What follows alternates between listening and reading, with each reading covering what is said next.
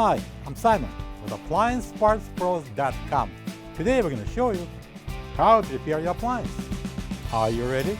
Remember, anytime you work on your appliance, make sure it's unplugged or the circuit breakers are off so there's no chance of electrocution. In this video, we'll show you how to replace the storage pan in a Whirlpool refrigerator. It's going to be very easy repair. Should only take a few moments to show you how to do it.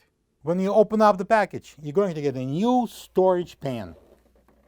This storage pan is located at the bottom of the fresh food section. It's used for storing meats, cheeses, and the like.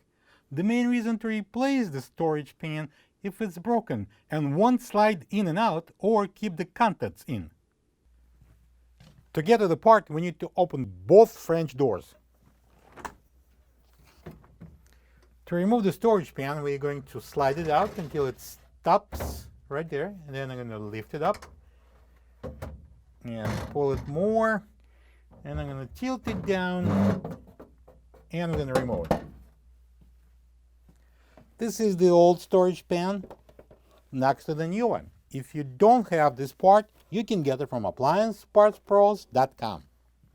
To install this storage pan into the place, we're going to bring it in from the bottom to avoid the door beams, and I'm gonna place it onto the rollers here,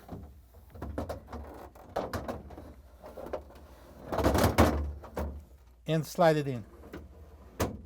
And now we can close the doors.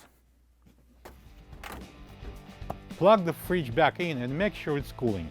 Thank you for being a part of another successful repair brought to you by AppliancePartsPros.com. For any of your future appliance repair projects, please check out our other videos available on our site, on Facebook, on YouTube, and on Instagram.